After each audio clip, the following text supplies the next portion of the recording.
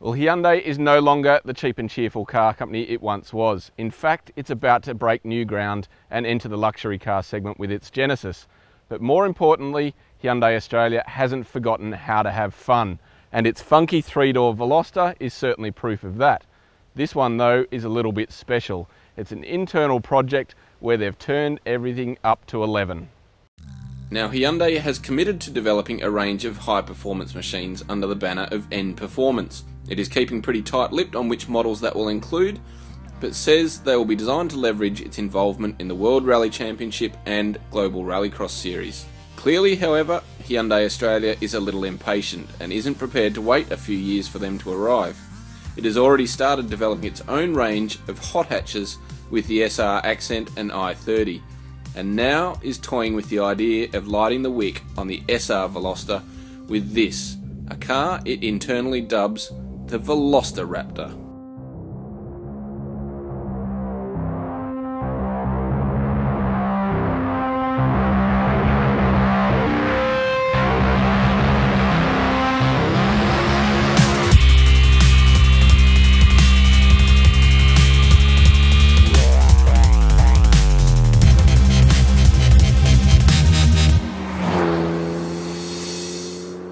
And what they've done is pretty much turn this quirky coupe up to 11 in every element. The engine has got a new ECU chip in it, which extracts even more power from the 1.6 litre turbocharged 4-cylinder engine, boosting it up to about 195 kilowatts, which is pretty impressive, and it brings it up on par with things like the Peugeot RCZR, which produces 199 kilowatts from its 1.6 litre, and on specific output is amongst the best in the business. It's also got a Quaife LSD in the front to harness all that extra power and a bit more traction. The suspension has also been retuned with specific dampers developed by Hyundai's partner Mando, with new technology which they're keeping a little bit secret squirrel under their hats of what they're doing. But the springs are definitely stiffer and have a progressive rate to them, which helps with body control and keeping it really flat through the corners. There's also a fruitier exhaust which gives it a bit more character underfoot.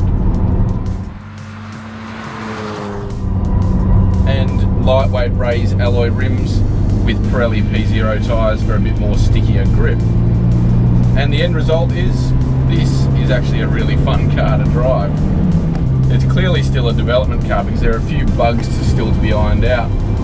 The brakes have got this, noticeable judder to them under heavy stops, and the power delivery is still a little bit spiky in terms of it comes on only when you really put your foot down.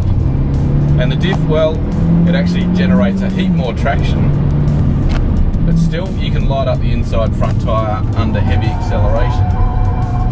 But it certainly corners harder than the standard Veloster. Now, there are a couple of hurdles Hyundai still has to jump before it commits to putting this type of car into the marketplace. The most prominent of those is obviously cost. Now, all the extra bits would add around about $10,000 or $12,000 to the entry price of the Veloster Turbo SR, and that puts it into genuine hot hatch territory in the 40 grand mark, up against things like the Renault RS Megane, Golf GTI and Subaru WRX. The other big hurdle is obviously internally, and whether they offer the parts as just an option box or as a complete package like this VelosteRaptor is. And then lastly is obviously down the track, warranty provisions and durability of the whole package once it's put together. And really, this is what Hyundai should be doing, proving that it's out there to have fun with cars and not just about building everyday transport. Now, the Veloster has done that in terms of from a design perspective, but from a performance angle, this really nails it, brings it up a level that it should actually be considered a genuine hot hatch sort of rival.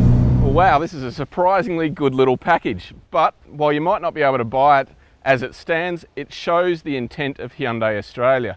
It's a real statement on where they're trying to position themselves and develop cars and packages that really suit our style and demands.